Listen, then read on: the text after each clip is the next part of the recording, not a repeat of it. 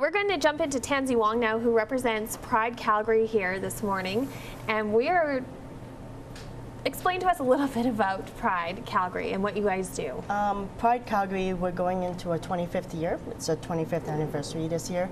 So what we do is throughout the year, we basically plan and fundraise for this one event of the year. And basically our goal is to celebrate our diversity, celebrate the LGBT community, and as well extend it to other people in the community and diversity of Calgary and everything like that. So it's really important that we brought you here today to speak to that side as well when we talk about Women's Day, but there's also so many other issues surrounding that. But how has Pride changed over the last 25 years or so? It's changed quite a bit. It went from like a political movement where it's the first Pride ever in Calgary. It was basically people marching down the street to City Hall protesting their rights in paper bags over their heads, just to show that, you know, we're the same as everybody else. We're not, you know, any different. Anybody you could meet, it could be gay. To now where it's just more of a celebration. There's still a lot of work in the rights for our human rights for the LGBT community, even not just in Calgary and Canada, around the world as well.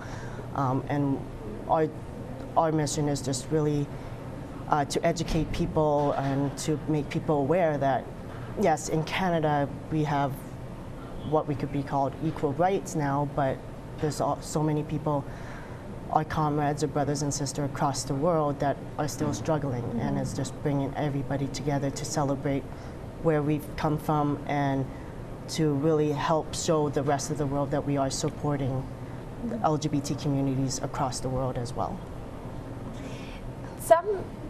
Somebody mentioned this to me this morning, and so I thought I'd ask you.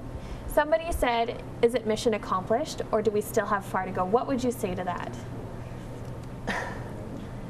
I would say it's a pretty bold statement. It is. I mean, we have gone,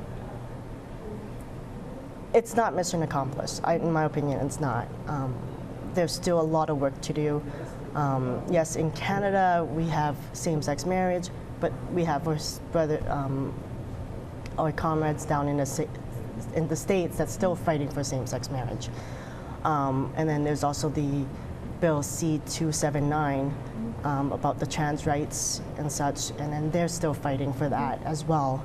And then our students in Alberta is still fighting to have the right to have a organization or a club that will help support each other no matter who they are.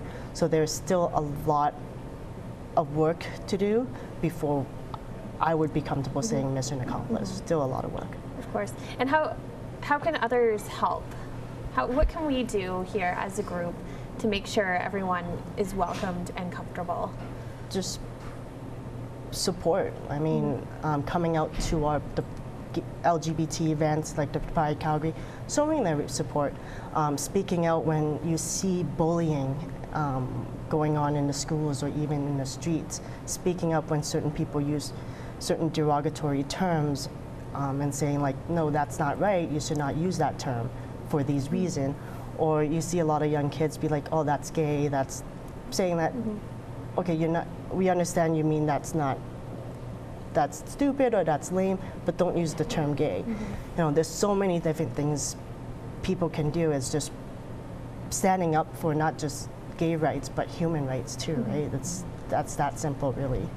Cassie, have you ever encountered that as an athlete in sports circles that you've been in? Yeah, for sure. I think that certainly that was a big topic before the Sochi Games with Russia, right? So, but it's been a conversation that we've had for years.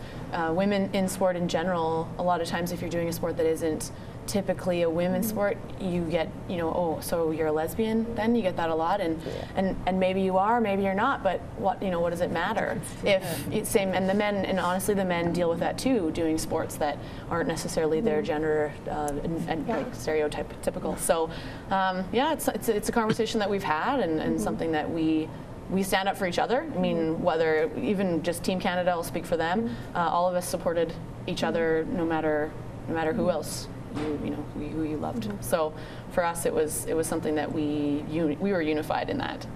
But it wasn't like that across the board, and it's something that we are pretty aware of and try to practice. So.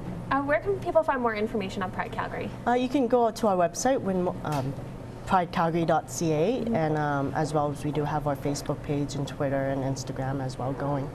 So yeah, definitely keep checking our website, pridecalgary.ca, for any information, updates about the coming events and everything as well. Great, thanks so much for being here this morning, No, Tansy. thank you for having me.